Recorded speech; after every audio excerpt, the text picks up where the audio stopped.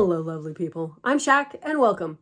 Today we are going to go over how to make the bunny pattern, which is free on my website. There will be two sizes. There's going to be this little guy and then one that's twice this size. It's based on my book, The Patchwork Bunny, which of course is showing up here backwards. So that is also available for you to purchase in either a PDF or all the way to, I'll assemble it and you'll get this exact, well, something close to this. But it's a miniature book, full story, that you can read. And I wanted to share that all my little mugs were sold as earrings. And so and that included the ones in my dollhouse. So I had to go and make myself some new little mugs, and this time they don't have the stamp, they just have the flower glaze and fully glazed on the inside. Anyway, and I also made tiny little bowls. Let me know if that's something you're interested in. I was thinking about doing a listing where you could pre-order some stuff like that so that I don't make up a bunch of stock that just sits there. Which is what's been happening. So that's a possibility. Let me know if it's something that you're interested in.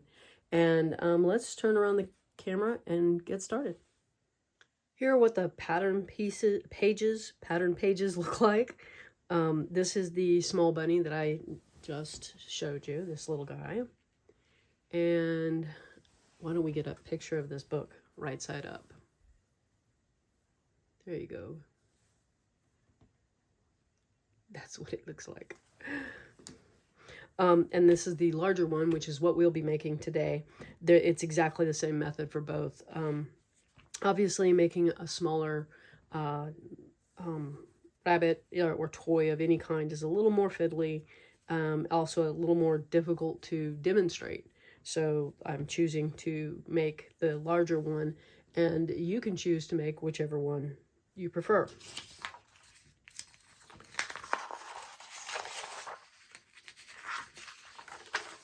Oops, had all this laying down below.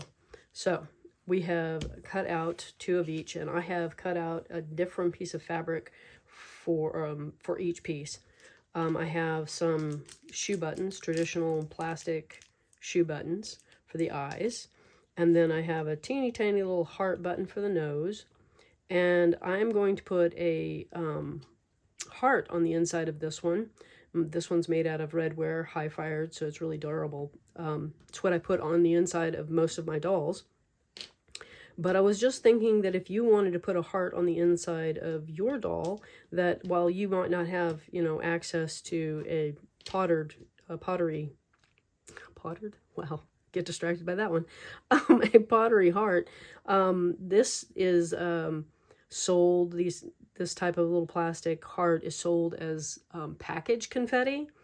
And then of course there's always buttons. You can find heart-shaped buttons. Pretty much I think that's something that's always available. This is probably scrapbooking supplies, but you just check your buttons at the Michael's craft store. I was going to say at your fabric store, because there are still some local small fabric stores. I know we have one here, so you may have to search them out, but they do exist. And then there's always online, search for heart-shaped buttons. Anyway, I'm going to get out the sewing machine because this larger one has a 1/4 inch seam allowance, 5mm.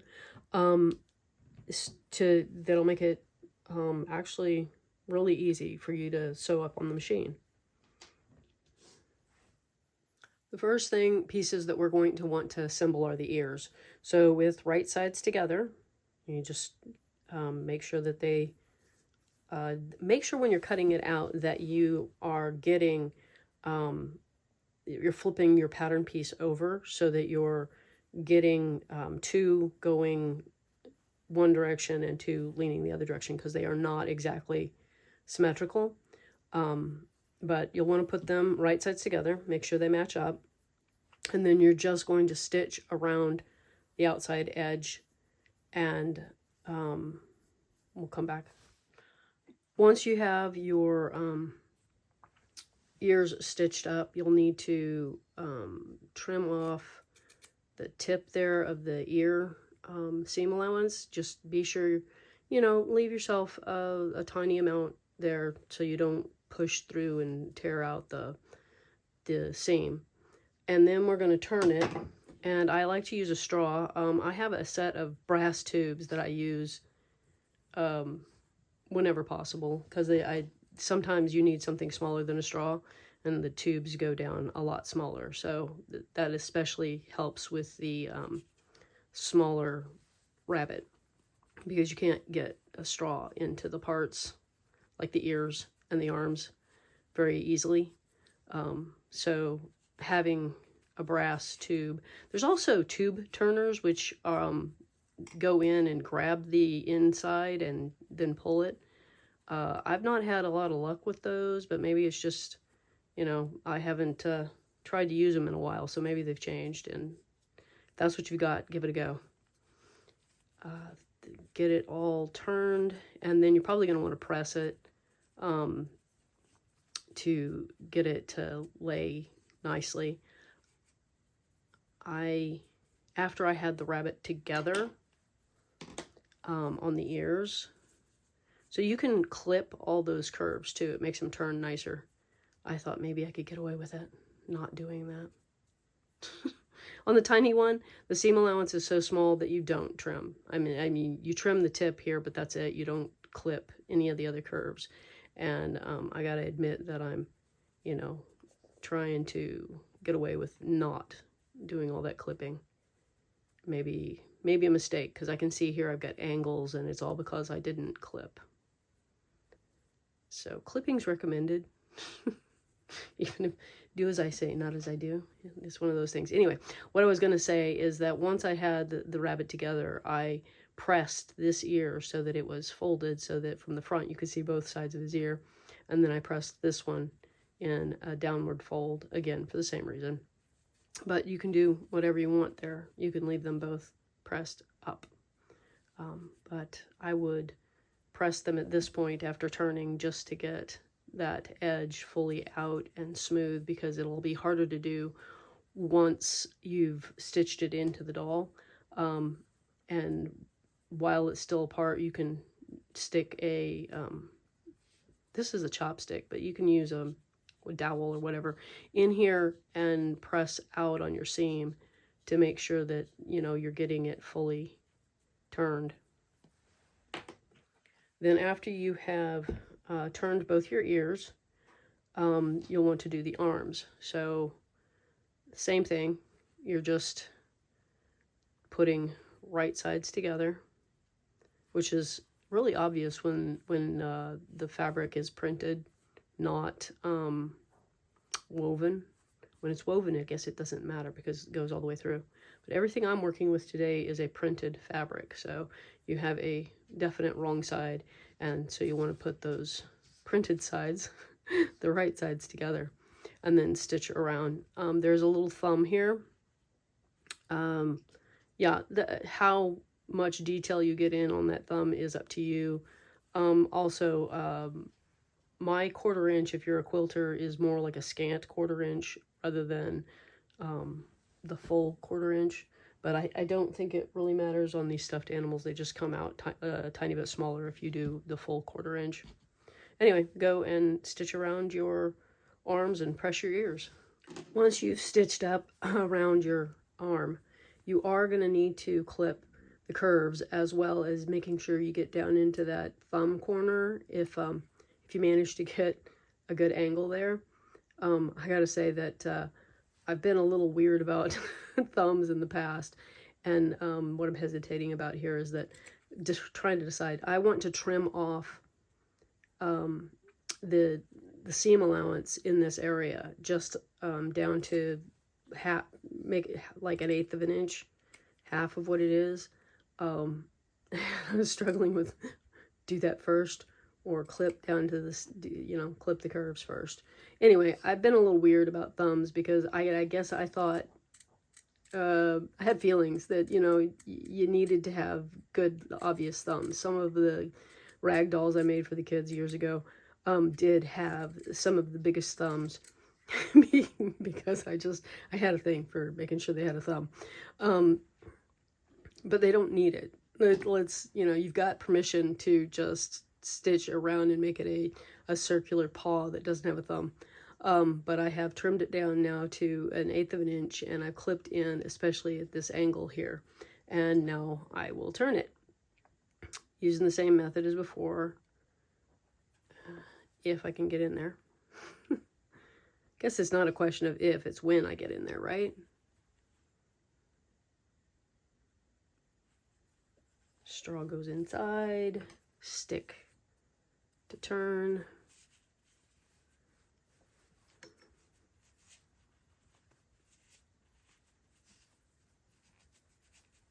As soon as you can get a hold of the end of the arm, you can take away your tools. Makes it a little easier to finish.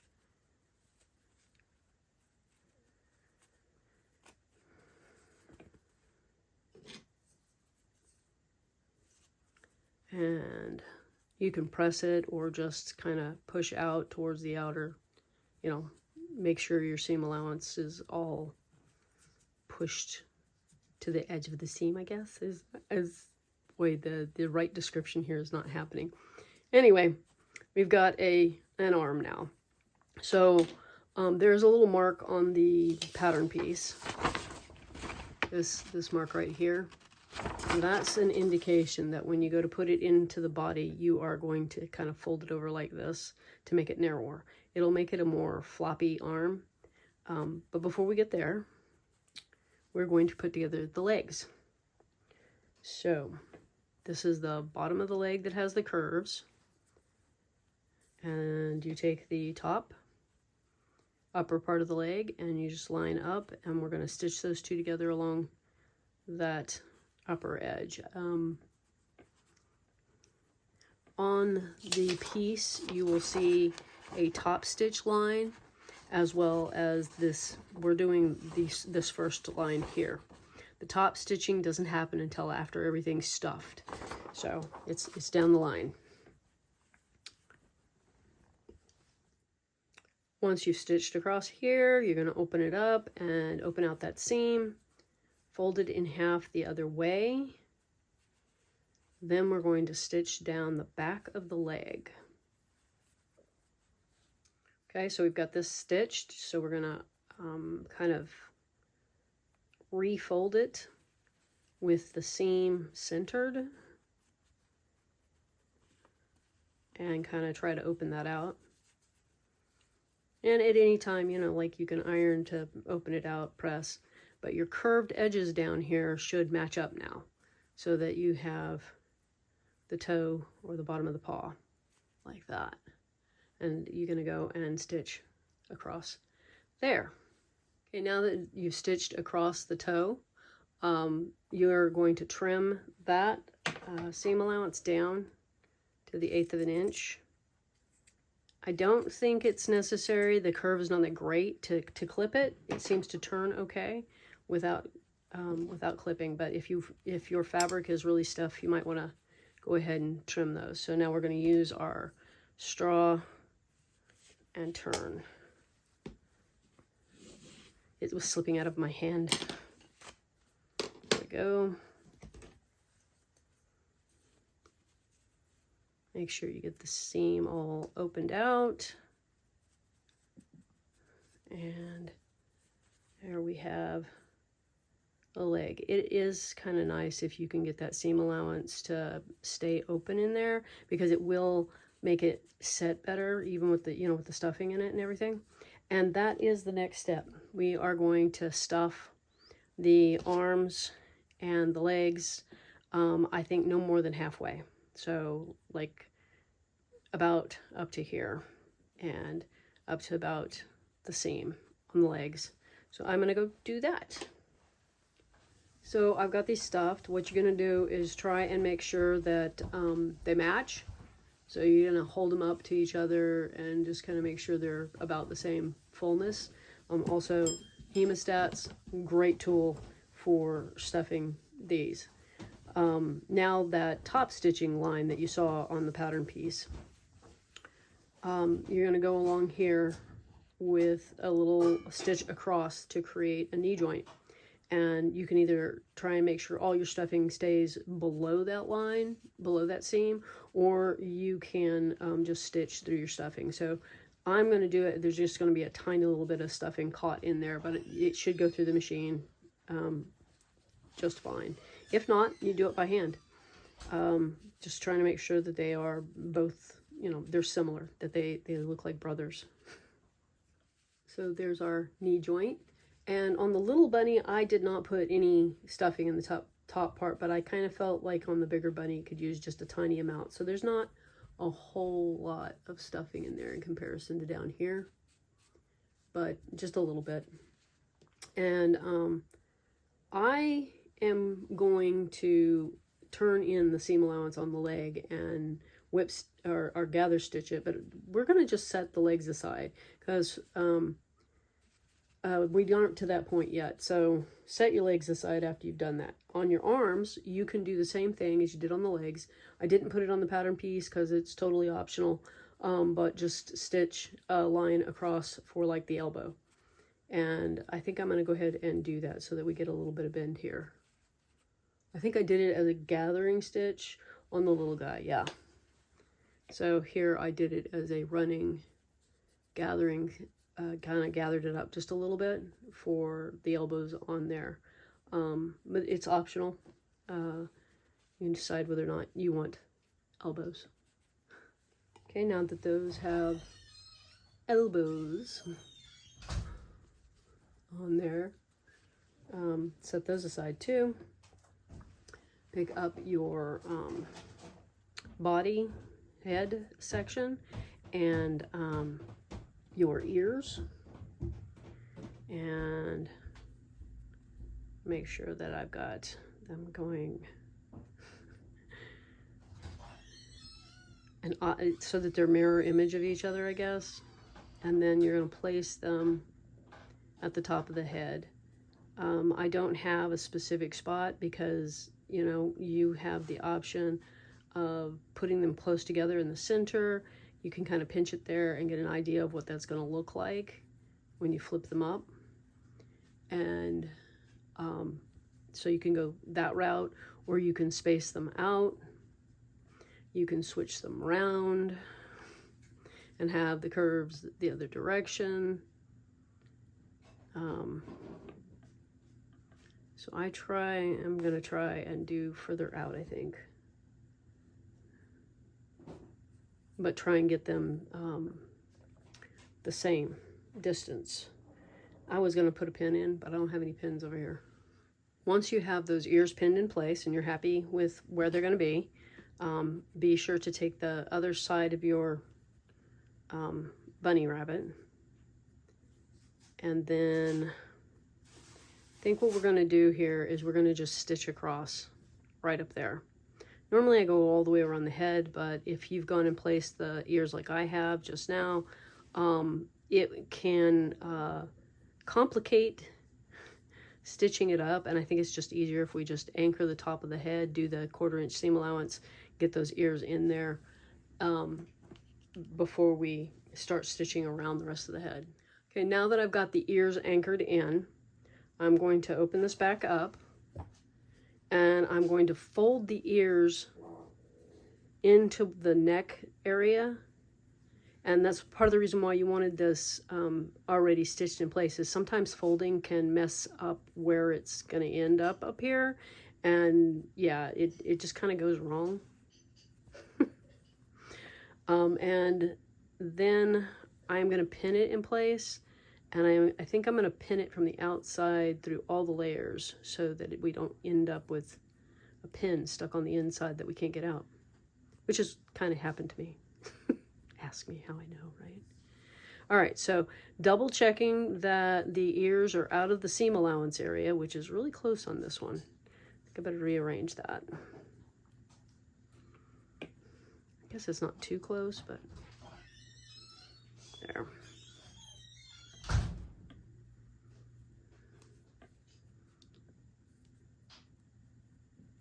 Okay, I feel a little bit better about that, except that everything shifted when I went to pin it. So you're keeping an eye on your shoulders.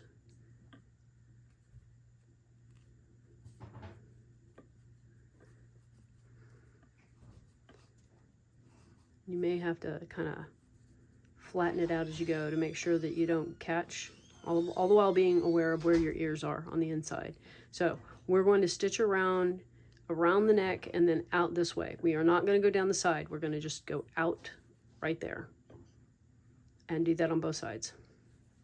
So after sewing, I trimmed off this whole area down to 1/8 of an inch. I think that eliminates the need for clipping, but I did go ahead and clip in on this inner area of the curve. I think it just really needs a lot of that in order to turn properly. It's always been a challenge to get that to turn. And then what we're gonna do, see, I've taken the pin out. I'm gonna just look and see how this is turning out by turning it. See if I don't really want to take it out and redo it, but you know, if you need to, now would be the time to see how your ears, which, did I say this already? No stuffing in the ears. And they're really far spaced. Wild. Okay, gonna turn that back wrong side out. We'll probably have to pin the ears again to make sure that they don't get into trouble. Or, ooh, better choice, fold them and put them in the head. Just put them up out of the way into the head. That actually is a better idea, because now we're going to take those arms, going to do that little pinch at the top, and thumbs going upright, place them in the seam up here, right next to where you stitched all the way out to the edge here. You're going to just snug it right up against that seam.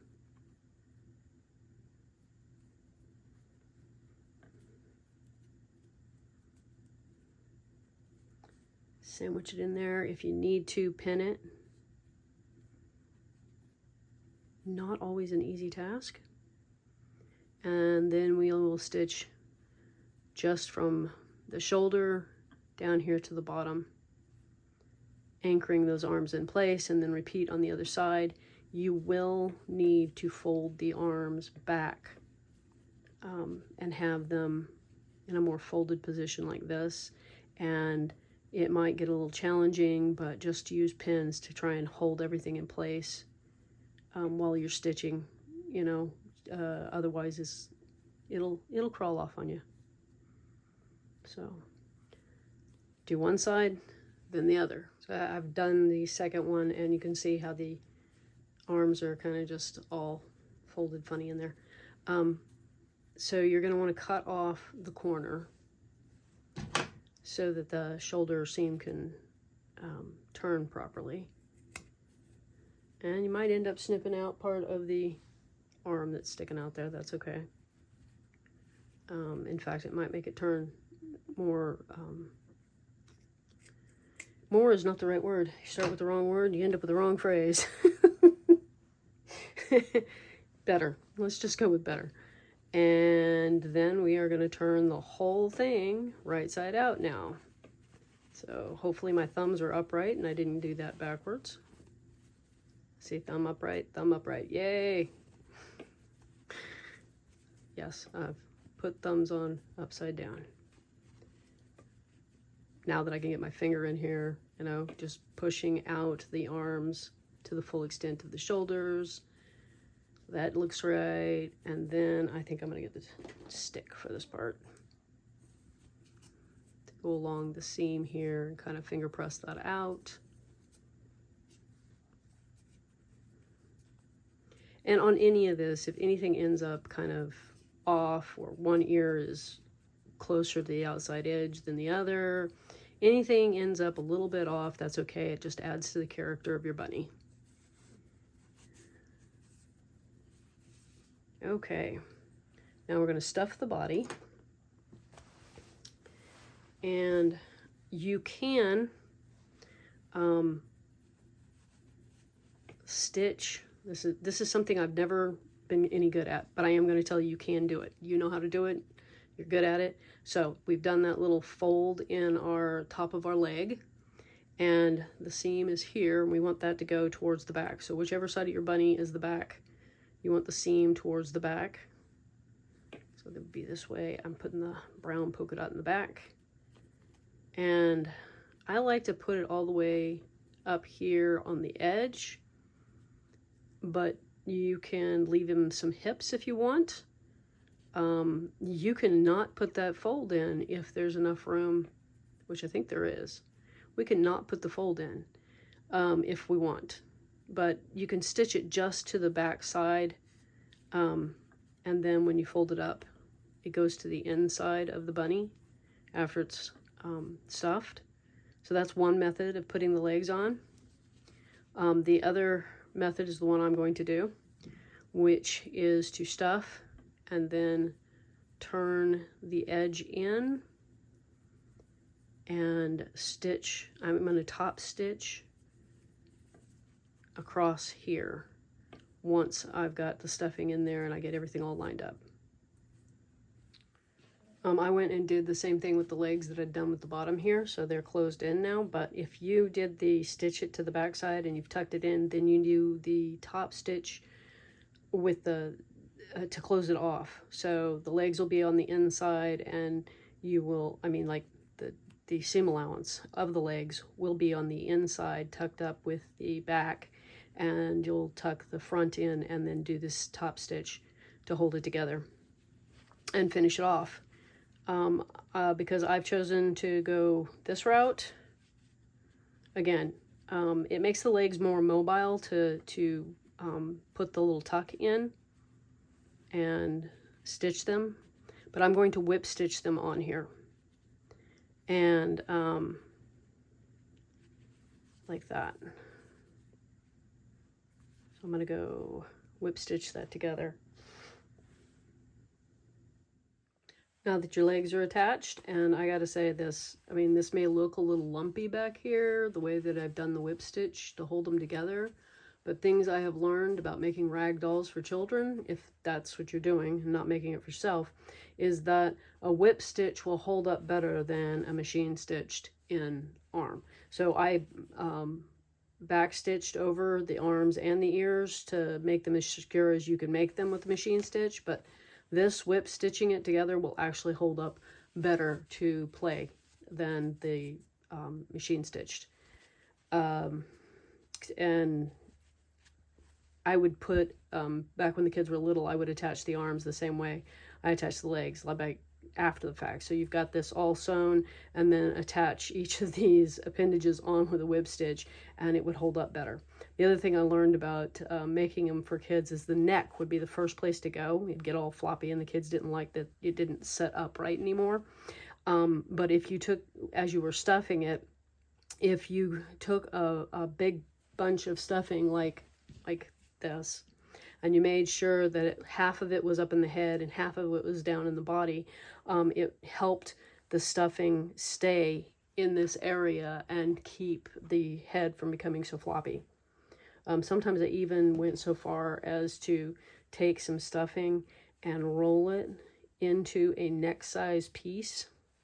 So I'd put a little bit of stuffing up in the head, and then I would make this rolled up neck sized piece, and I would put it up in there, and it would stabilize the neck, and it didn't shift then out of the neck. You may have also noticed I forgot to put the heart in. Yeah, that happens. So then you could applique on a felt heart right here on the outside. Still get your heart on your rag doll. If you're making it for a small child, you will not want to use buttons at all for anything. You'll want to do some embroidery or something. You can just do simple French knots for eyes and a nose. Make sure it's a different color than what's going on here so that you can tell that there's eyes and a nose there. Otherwise, it'll just be lumpy polka dots. I guess choosing polka dotted fabric for the face may not have been the best for that, but it's polka dotted either side. So I am going to stitch on my nose and eyes and be right back. I want to share that I just stitched this button on, and I don't like the way that it looks. I don't like the gap and the way that it sticks out so far. I also used pins to decide where my eyes were going to go. So I'm going to take that off and see if I can find a different button. Okay, we got the eyes and the nose on. All the knots are hidden behind the eyes.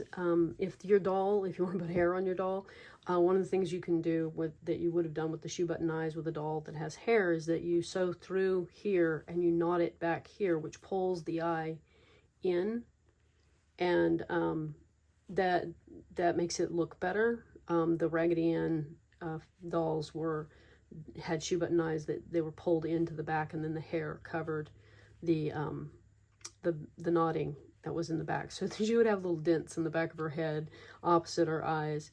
And you can do the applique for like felt applique for little ones. That works really well. So you can put on eyes, nose that way, put yourself a little heart. You can do embroidery stitches on here. Actually, before you start assembling it, you could do some decorative embroidery on some fabric. I was thinking this corduroy would be so cool for a whole bunny. And then, yeah, I was even kind of thinking about blanket stitch along the seams, although that's back here. But, you know, just something to embellish your bunny. The pattern does have some embroidery stitches illustrated, and just use your imagination and have fun. I hope you enjoy this pattern. The link to it will be in the description box. And have a delightful day and a wonderful week, and I'll see you in the next one. Bye-bye.